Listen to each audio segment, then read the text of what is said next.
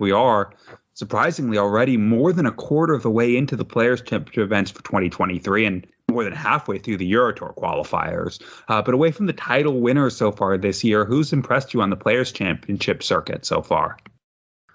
Well, I started off by going down the list of the overall averages in the Players' Championships on Dart Connect. And first of all, I was disappointed not to see Daryl Pilgrim on there, but we've got your usual suspects in there. You've got your Premier League players, Nathan Aspinall, Johnny Clayton, Gerwin Price, Gary Anderson, who we've just spoken about, Luke Humphreys, Dave Chisnell. But the first name that I got to, where I had to stop, was at number 9, and Gian Van Veen. And this is his first year with a tour card. He is a Players' Championship finalist from last year, but he's come into this season with a little bit of pedigree behind him. But this year, from the 8 events, he's already made 3 quarterfinals. And when you look at it a bit closer, his first weekend with that tour card, he lost in the first round both times. So that's 3 quarterfinals in the last 6 events. So it looks even better. And he's had some scalps already. He's beat the likes of Clayton, of Josh Rock, Dave Chisnell, Rob Cross, James Wade. And you look at the opponent's free dart average, which you can look at on Dart Connect as well. And that's the 5th highest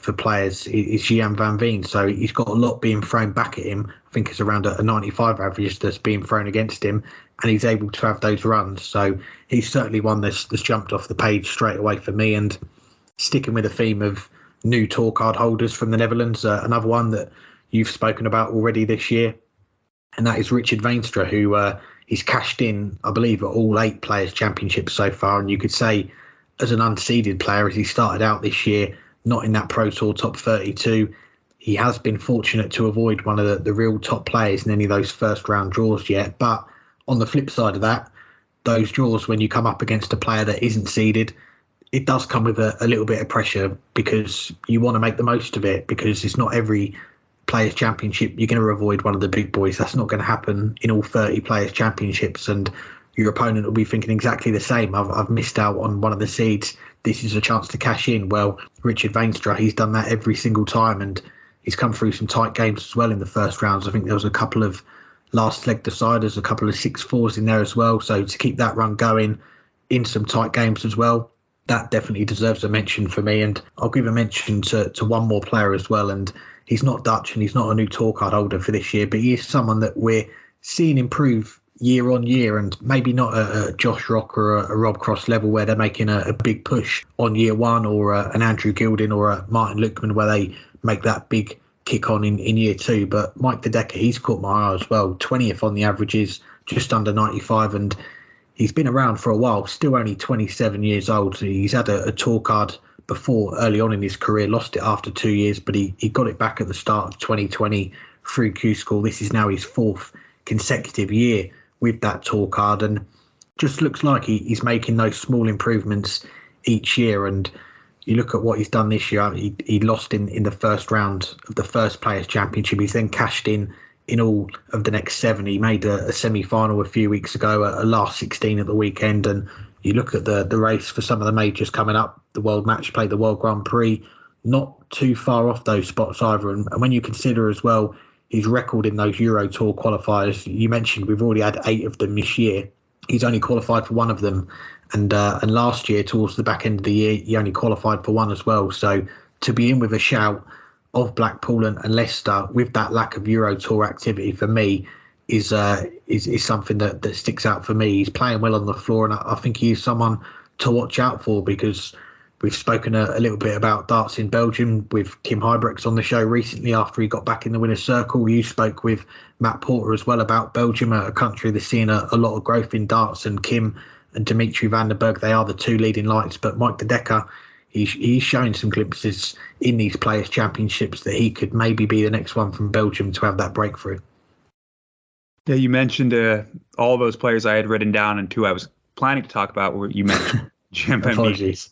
Luckily, I had a few other people written down, but I can say just a couple more things. You mentioned Mike De Decker's only won through 1 of those Eurotour qualifiers. It's the same for Gian Van Veen. But for both of them, despite the fact that they've only gotten through 1 out of 8, Van Veen is 13th in the averages in the Eurotour qualifiers so far, to go along with his 9th in the Players' Championships, and De Decker is 14th. So it's not like they've been playing poorly in those qualifiers. They've just been getting unlucky. Van Veen, in fact, 3 times has lost the Eurotour qualifier, averaging over 98.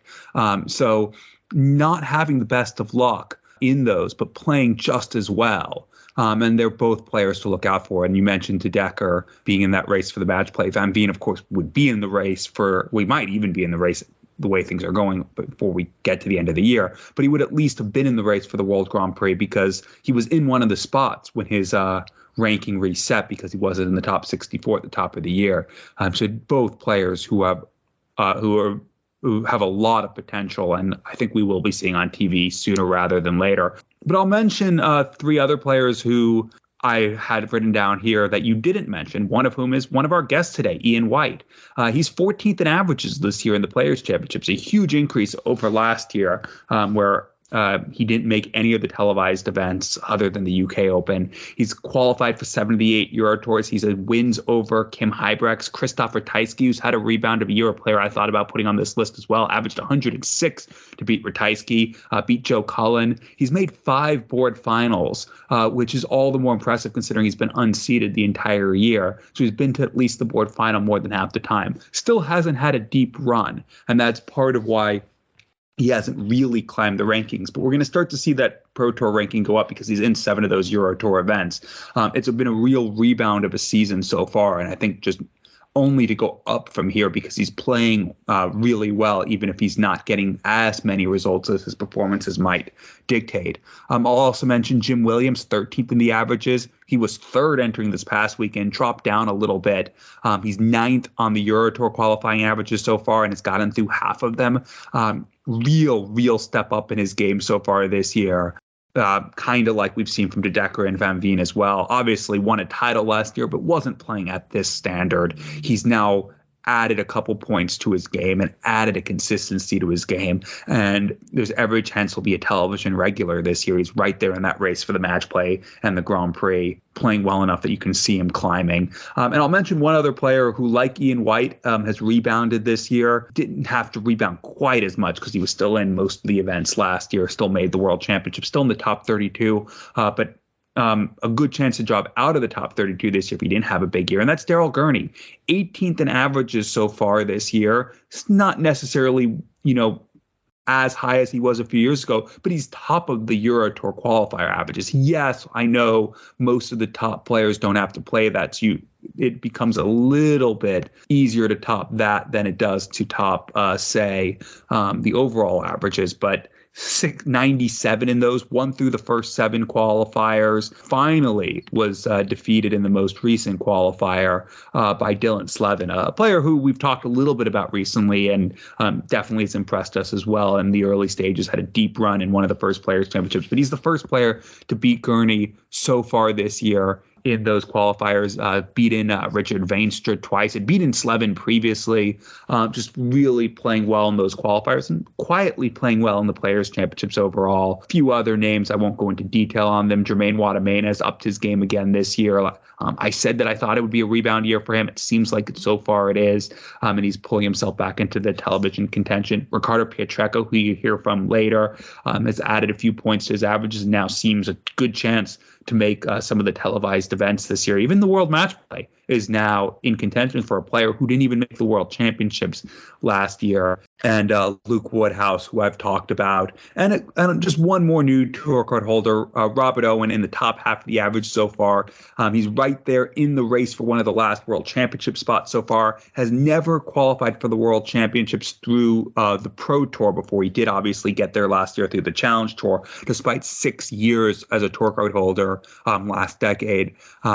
Robert Owen has been a player who has improved pretty much every year that he's been on tour. It's been a few years since he's been on tour, but he was very close his 6th year on tour and, of course, made a deep run in the UK Open that year. It seems like he's upped his game again. He's just a player who just keeps getting that little bit better, and maybe this is the year that gets him into the World Championships by right. And if you think top 64 in averages is about what you need to be over the course of the year to make it, he's 57th right now, so he's right there.